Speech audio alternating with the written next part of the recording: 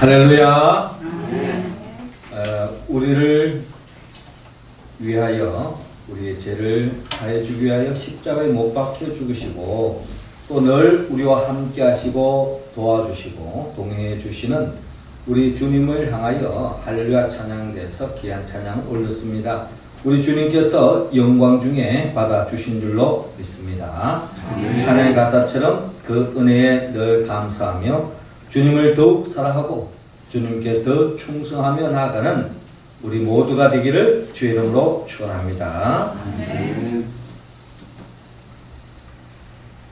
가을이 점점 더 깊어가고 있습니다.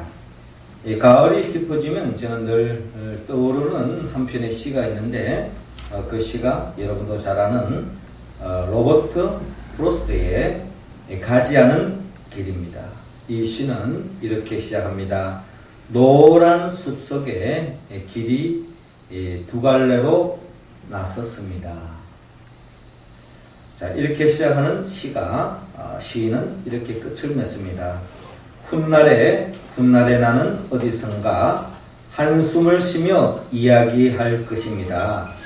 숲속에 두 갈래 길이 있었다고, 나는 사람이 적게 가는 길을 택하였다고, 그리고 그것 때문에 모든 것이 달라졌다고 이렇게 기록되어 있는 것을 볼 수 있습니다. 시인은 그가 그의 인생길을 살아오면서 아마 끊임없는 선택의 여정 속에 살아간 것 같습니다.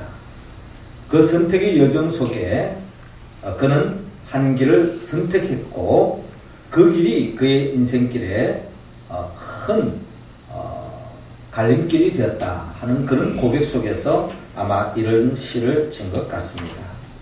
그렇습니다. 우리의 삶은 끊임없는 선택의 과정 속에 놓여져 있습니다. 순간의 선택이 지금은 작게 볼지 모르지만 시간이 흘러가고 또 먼 훗날에 그 선택의 결과는 엄청나게 크게 드러날 수 있는 것이 우리의 선택의 결과라는 것입니다. 우리나라에서 제일 높은 산이 백두산인데 이 백두산 꼭대기에는 천지가 있습니다. 하늘에서 빗물이 떨어져서 그 빗물이 어느 쪽으로 기울느냐에 따라서 압록강을 거쳐 황해로 흘러갈 수가 있고 또 두만강을 거쳐서 동해로 흘러갈 수 있습니다. 똑같이 하늘에서 비가 떨어졌지만 어디로 기울느냐에 따라서 그 결과는 확연히 달라질 수 있다라는 겁니다. 언젠가 어느 전자 회사에서 제품을 선전하면서 이런 문구를 소개한 바가 있습니다. 순간의 선택이 10년을 좌우합니다. 그렇죠? 우리가 집에서는 전자 제품을 하나 살 때에 요즘이야 뭐 더 이제 교체 시기가 더 빨라졌습니다만은 그것도 웬만한 전자제품 뭐 냉장고라든지 뭐 세탁기라든지 보통 보면 한 10년 가까이 쓰죠.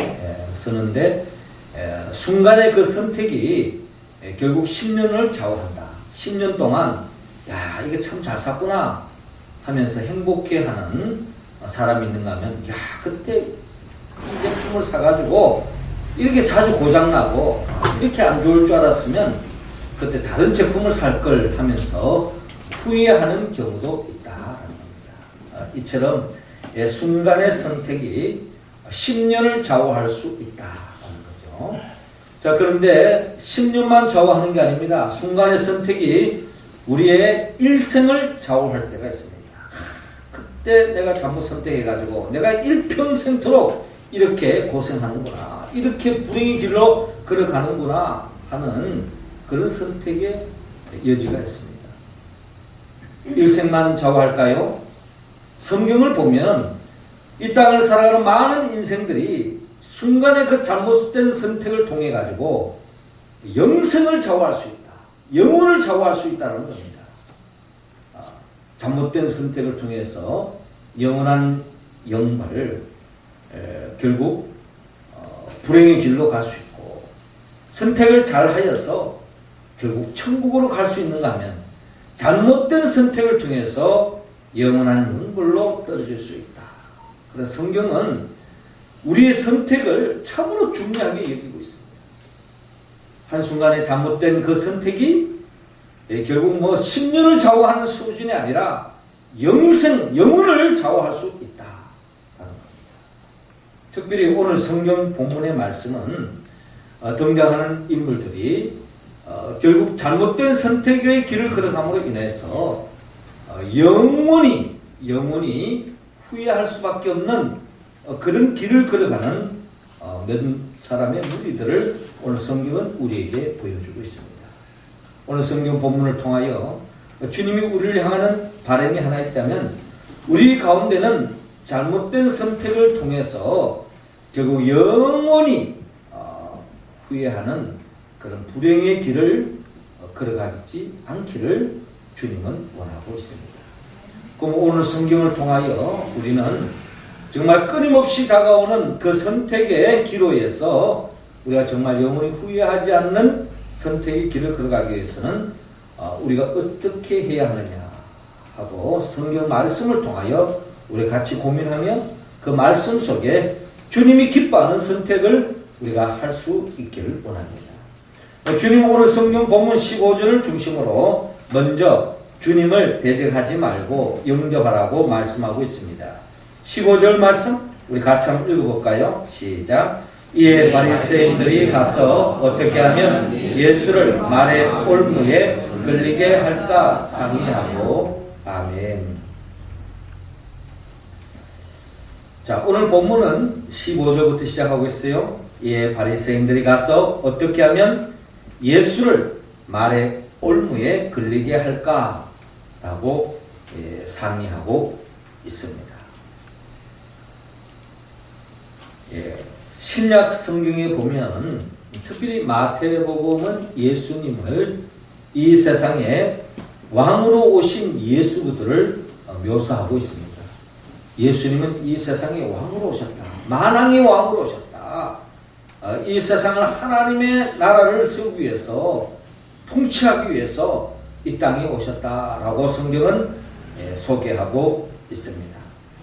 그런데 왕으로 오신 이 예수 그리스도를 어떤 사람은 왕으로 받아들이는 사람이 있는가 하면은 왕으로 모시지 않고 예수님을 소홀하게 대하다가 결국 하나님의 나라와 멀어진 그런 불행한 삶을 살아가는 그런 분류의 모습을 볼 수 있는데, 특별히 오늘 성경에 먼저 등장하는 이 바리새인들, 절대 다수의 이 바리새인들은 어떻게 본다면 주님을 왕으로 영접하기보다는 왕으로 오신 예수님을 인정하지 않고 그냥 하찮게 여기고, 주님을 때로는 가소롭게 여기고, 그 생각이 도가 넘쳐서 이제 그 예수를 올무에 걸어서 죽이려고 하는 이 바리새인들의 모습을 우리는 바라볼 수 있습니다. 그렇습니다. 성경의 구속사적인 관점에서 우리가 보다 본다면 사람을 크게 두 종류로 나누고 있습니다. 결국 예수님을 영접하는 사람이냐, 예수님을 대적하는 사람이냐, 이 두 종류로 나누고 있다라는 겁니다. 어떻습니까? 여러분들은 주님을 영접하고 있습니까? 아니면 주님을 대적하고 있습니까? 주님을 존귀하게 여깁니까? 아니면 주님을 우습게 여기고 있습니까? 하나님은 주님을 왕으로 모시지 않고 대적하는 자에게 사무엘상 2장 30절을 통하여 경고하고 있습니다. 나를 존중히 여기는 자를 내가 존중히 여기고 나를 멸시하는 자를 내가 경멸히 여기리라 라고 주님께서 말씀하고 있습니다. 만왕의 왕으로 오신 그 예수 그들을 존중히 여기는 자는 주님이 존중히 여기고 그 인생을 책임져 주시고 그 인생을 가장 복된 길로 인도하지만 그 주님을 우습게 생각하고 그 주님을 소홀히 대하고 주님을 왕으로 인정하지 않고 주님을 하찮게 여기고 그런 사람은 주님께서 경멸히 여긴다 라고 주님께서 말씀하고 있습니다. 사랑하는 성도 여러분, 주님은 우리 모두가 주님을 대적하지 말고 영접하기를 원합니다. 요한복음 1장 12절에 영접하는 자 곧 그 이름을 믿는 자들에게는 하나님의 자녀가 되는 권세를 주셨으니 라고 말씀하고 있습니다. 예수님을 영접한다는 것은 저는 단순히 저는 예수님 믿습니다 하는 그 입술로 고백하는 차원에서 머무는 것이 아니라 매 순간순간 주님을 내 인생의 왕으로 모시고 주님의 통치함을 따르고 주님의 명령에 준행하는 삶을 살아갈 때에 우리의 삶의 자리에 하나님의 나라가 펼쳐질 줄로 믿습니다. 우리는 순간 마귀의 미혹에 빠져서 주님을 영접하지 않아도 주님의 통치대로 살지 않아도 내 마음대로 살아도 세상이 주는 기쁨이 우리를 안겨줄 때가 있습니다. 이 세상엔 재미있는 일이 얼마나 많습니까? 우리의 모든 돈을 투자하면서까지 우리가 즐거움을 누릴 수 있는 세상 일들이 흔하게 있습니다. 거기에 시간을 쏟고 거기에 물질을 쏟고 나의 정력을 쏟고 나의 혼신을 다 쏟아서 세상적인 재미를 얻을 때가 있습니다. 그러나 그것은 주님이 안겨주시는 것과는 비교할 수 없습니다. 우리는 매 순간순간 정말 이것이 주님이 기뻐하는 일인지 내 자신이 기뻐하는 일인지 잘 헤아리고 주님이 기뻐하는 주님의 통치함을 입어서 매일매일 삶 속에 후회 없는 하나님의 나라를 살아가는 우리 모두가 되기를 주의 이름으로 축원합니다. 이어서 주님은 우리 모두가 바른 선택의 길로 걸어가기를 바라는 마음으로 오늘 본문 18절을 중심으로 주님을 시험하지 말고 사랑하라고 말씀하고 있습니다. 18절 말씀 우리 할렐루야 찬양 대원들이 읽어주시기 바랍니다. 시작. 예수께서 그들의 악함을 아시고 이르시되 외식하는 자들아 어찌하여 나를 시험하느냐. 아멘. 자, 오늘 성경은 본문 15절에 이어서 16절에 예수를 말의 올무로 걸리게 하기 위해서 주님을 왕으로 인정하지 않고 대적하는 모습이 어떻게 전개되는가 16절 이하에 잘 나타나고 있습니다. 자기 제자들을 헤롯 당원들과 함께 예수께 보내어 말하되 선생님이여 우리가 아노니 당신은 참되시고 진리로 하나님의 도를 가르치시며 아무도 끓이는 일이 없으시니 이는 사람을 외모로 보지 아니하심이니이다 라고 말씀하고 있습니다. 자, 이런 말씀을 보면은 이 바리새인들의 이 제자들 그리고 헤롯 당원들은 결국 예수님을 아주 위하는 듯이 보여집니다. 그러나 그들의 속마음은 그렇지 않습니다. 지금 이 바리새인들과 헤롯 당원들이 예수님께 함께 갔다고 하는 것은 여기에도 엄청난 음모가 있습니다. 그러니까 예수님을 그냥 애매한 시험에 빠뜨려 가지고 완전 범죄, 완전히 주님을 넘어뜨리려고 하는 음모가 깔려져 있습니다. 그 음모는 그들의 질문 속에 담겨져 있습니다. 17절을 보니까 그러면 당신의 생각에는 어떠한지 우리에게 이르소서. 가이사에게 세금을 바치는 것이 옳으니까 옳지 아니하니까 라고 질문하고 있습니다. 자, 이 질문에는 엄청난 음모가 깔려 있습니다. 의도가 깔려 있어요. 어떤 의도가 깔려 있는 거 아니?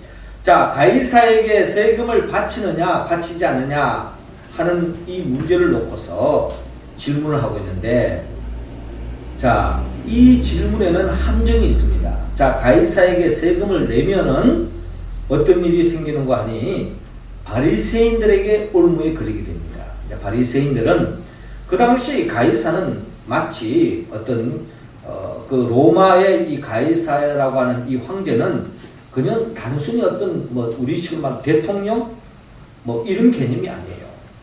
지금 우리나라 같은 경우는 대통령에 대해서 뭐 함부로 하고 뭐 이렇게 인터넷에 보면 뭐 욕도 막 하고 막 함부로 노골적으로 막 하잖아요. 뭐 그렇다고 해서 감옥에 집어넣고 그러지 않잖아요. 근데 이 당시에는 이 가이사에게 뭐 조금이라도 눈을 그치고 이상한 말을 했다면 뭐 바로 그냥 감옥에요 사형을 취할 수 있는 그런 시대인 거지.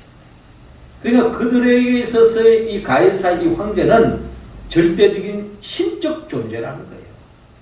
자, 그런데 그들에게 세금을 낸다고 하는 것은 하나님을 온전히 섬기지 않고 다른 우상을 섬기는 것과 같은 그런 정서로 다가갈 수 있다. 하나님을 온전히 섬기지 않고 이방신을 섬긴다. 그들에게 로마 제국에서의 가이사는 신적 개념이에요. 그래서 하나님도 섬기고 가이사도 섬기네. 이제 이렇게 해서 꼴무로 글을 오고 예수님을 애매한 공경에 취하도록 하기 위한 그런 질문이라는 겁니다. 또 반대로 가이사에게 세금을 내지 마라 이제 이렇게 이야기하면 바치는 것이 옳지 않다라고 이야기하면 이 헤롯다운들은 현실 정치주의자들입니다. 현실주의자들. 헤롯다운들은 현실의 이 체제를 그대로 인정하고 그 속에서 통치를 법질서를 따르는 사람들이기 때문에 이 사람들은 종교적인 그 하나님보다는 현실 정치를 더 우선시하는 사람입니다. 그런데 만약에 예수님이 이 가이사에게 세금을 바치는 것이 옳지 않다라고 이야기하면 현행범으로 주님이 잡혀갈 수가 있는 겁니다. 그러니 예수님이 가이사에게 세금을 바치라라고 말해도 문제가 되고 바치는 것이 옳지 않다라고 이야기해도 문제가 되는 겁니다. 그러니까 지금 이 바리새인 제자들과 헤롯 당원들이 함께 갔다고 하는 것은 주님을 이래도 문제 삼고 저래도 문제 삼고 어떻게 하든지 예수님을 올가매서 결국 죽이려고 하는 대적하려고 하는 음모가 당연히 깔려 있습니다. 자, 이러한 현황을 주님께서 잘 간파하고 있습니다. 그래서 18절 보니까 예수께서 그들의 악함을 아시고 이르시되 외식하는 자들아 어찌하여 나를 시험하느냐 라고 주님께서 말씀합니다. 외식한다는 말은 한마디로 겉과 속이 다르구나. 한마디로 우리가 잘 아는 이야기처럼 잘 아는 이야기처럼 양의 탈을 쓴 늑대와 같다. 뭐 이제 이런 말씀입니다. 그래서 이제 이들의 이제 질문 앞에 주님께서 그들의 마음은 읽었지만 그럼에도 불구하고 주님은 지혜로우신 우리 주님께서 이렇게 답을 하십니다.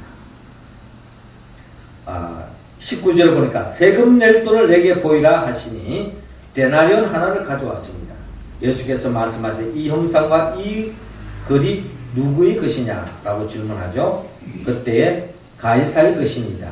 이르시되 그런즉 가이사의 것은 가이사에게 하나님의 것은 하나님께 바치라 라고 말씀하고 있습니다. 유명한 철학자 중에 키에르케고르는 신앙이란 뭔가 하는 그 질문 앞에 신앙이란 이것이냐 저것이냐의 선택이다 라고 말했습니다. 신앙뿐만 아니라 우리의 삶의 자리에 놓이는 두 갈래 길에는 우리는 끊임없는 선택해야 합니다. 무엇을 선택하느냐에 따라서 우리의 인생의 앞길이 완전히 달라질 수 있다라는 겁니다.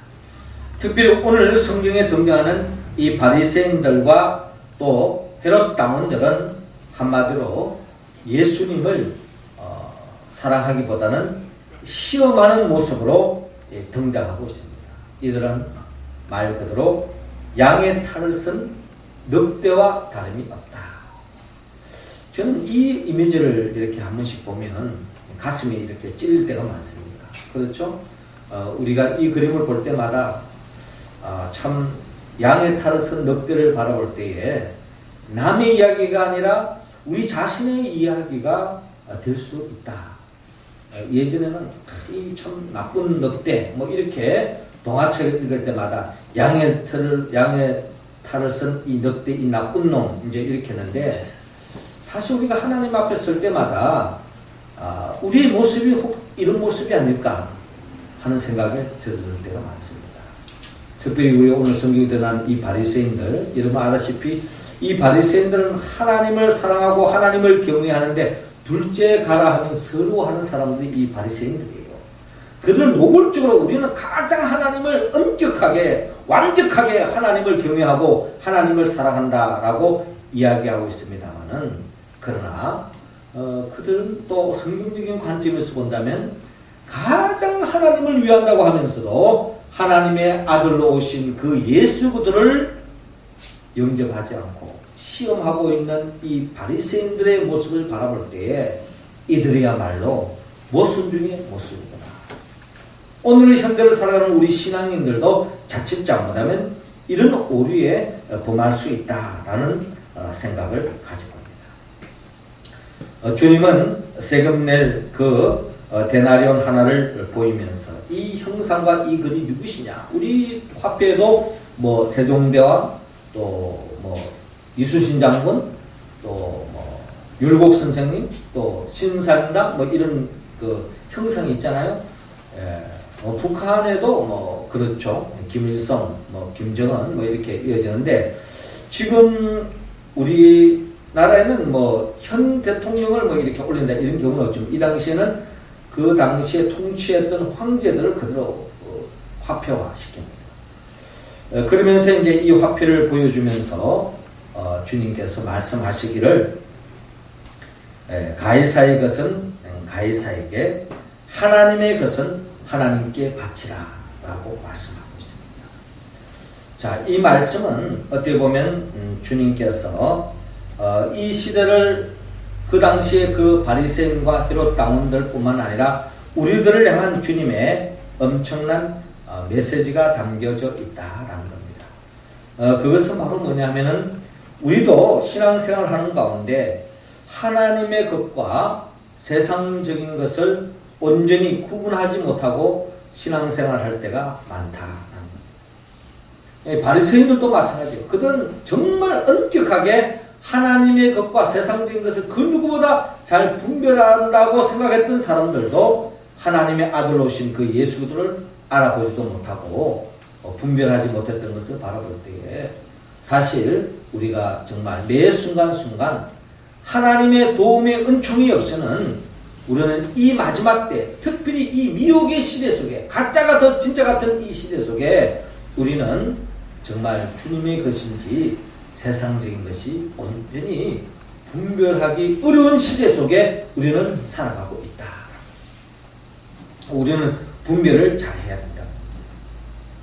우리가 교회 신앙생활할 때에 이 세례를 받는 이유가 바로 거기 있습니다. 세례 받기 전에는 이것이 정말 하나님의 것인지 세상적인 것인지 구별하기 힘들 때가 많습니다.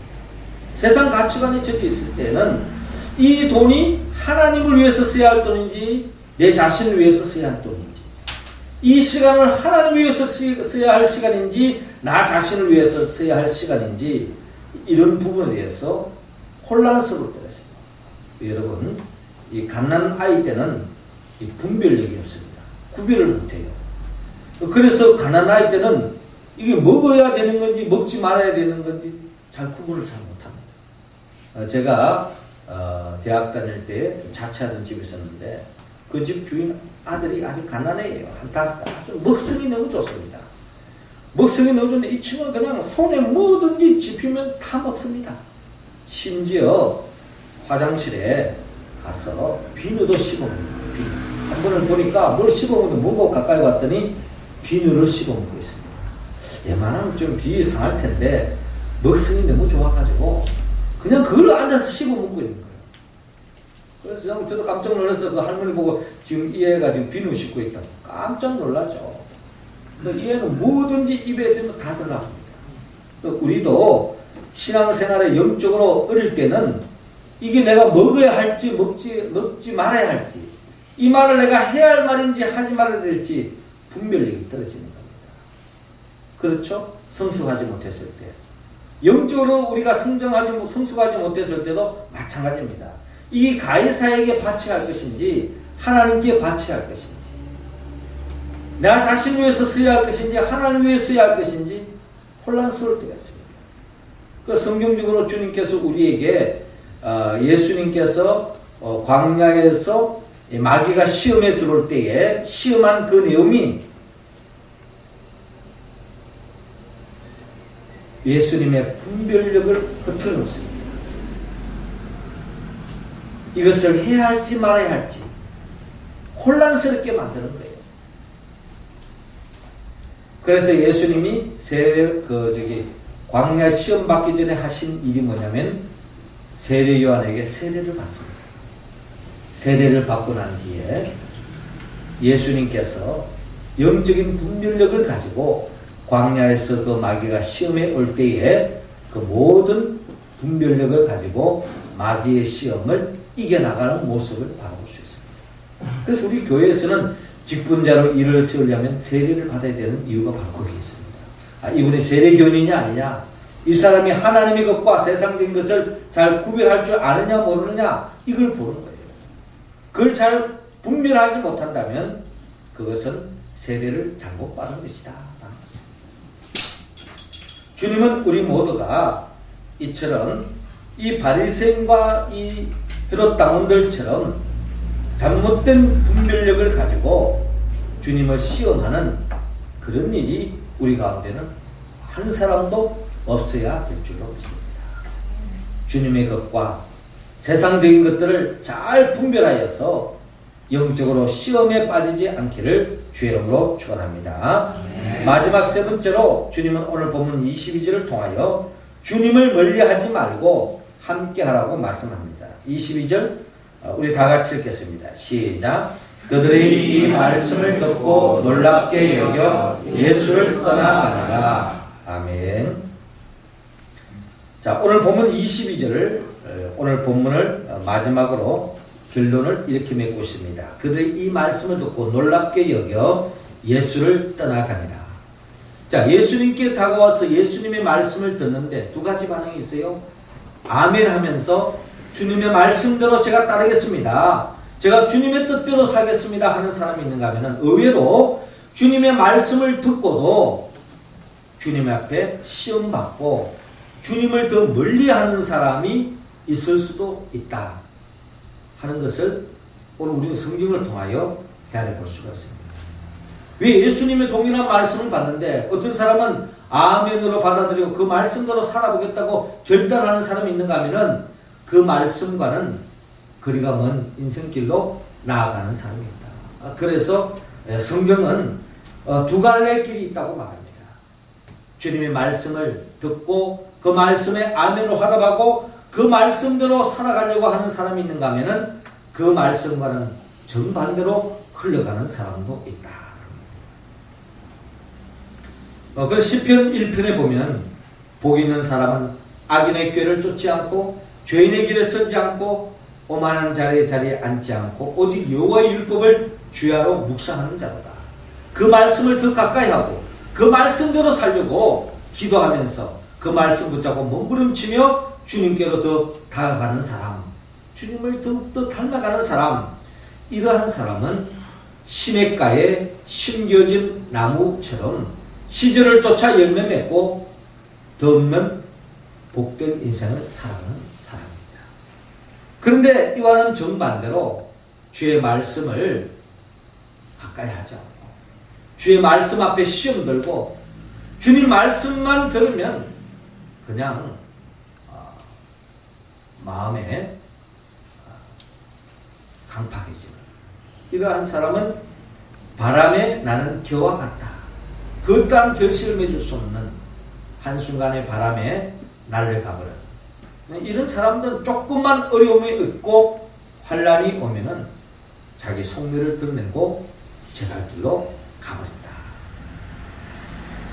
그러기에 주님께서는 우리 모두가 요한복음 15장 5절과 같이 나는 포도나무요 저희는 가지니 저가 내 안에 내가 저 안에 있으면 이 사람 과실을 많이 맺나니 나를 떠나서는 너희가 아무것도 할 수 없다고 말씀하신 것처럼 끝까지 주님과 함께하고 주님과 동행하는 사람만이 진정한 열매를 맺을 수 있다. 그러기에 성령의 9가지 열매, 사랑과 희락과 화평과 오래 참음과 자비와 양성과 충성과 온유와 절제의 열매를 맺을 수 있다라고 성경은 말씀하고 있습니다. 사랑하는 성도 여러분, 주님은 이 가을에 우리 모두가 바른 선택을 하기로 합니다. 잘못된 선택의 길로 가지 않기를 주님은 원하고 있습니다. 바리새인과 같이 때로 땅원같이 대적하지 말고 영접하는 길로 가기를 원합니다. 또 주님을 시험하지 말고 더욱 사랑하며 주님을 멀리하지 말고 더 함께 가까이 나아가기를 주님은 원하고 있습니다. 자, 그런데 이 말씀대로 살 때에 우리가 영원히 후회하지 않는 선택을 할 수 있지만 사실 우리의 육신은 약한지라 결국 마음은 원이로되 육신이 약해서 주님의 기뻐하는 선택과는 동떨어지는 선택을 할 수밖에 없는 연약한 우리의 모습을 주님 앞에 고백하지 않을 수 없습니다. 그러므로 우리는 성령의 도움을 받아야 합니다. 성령은 예수님의 영이에요. 나의 죄를 짊어지고 친히 십자가에 못 박혀 죽으시고 죽은 자 가운데 3일 만에 부활하신 그 예수 그리스도의 영 보혜사 성령의 충만함을 받아서 오늘 우리에게 하시는 이 말씀 앞에 바르게 분별하고 바르게 선택하여서 정말 일평생토록 아니 영원히 한 사람도 후회 없는 더 없는 감사와 기쁨의 삶으로 나아갈 수 있기를 주의 이름으로 축원합니다. 기도드리겠습니다. 우리 주 예수 그리스도의 아버지 하나님, 이 시간 우리 각자 한 사람 한 사람에게 성령의 기름을 부어 주옵소서. 성령의 충만함을 허락하여 주시어서 매 순간순간 끊임없는 선택의 연속 속에 진정 주님이 기뻐하는 것을 선택하여 하루하루 또 일생을 통하여 영생을 통하여 후회하지 않는 복된 길로 나아갈 수 있도록 인도하여 주옵소서. 예수님의 이름으로 기도드리옵나이다. 아멘.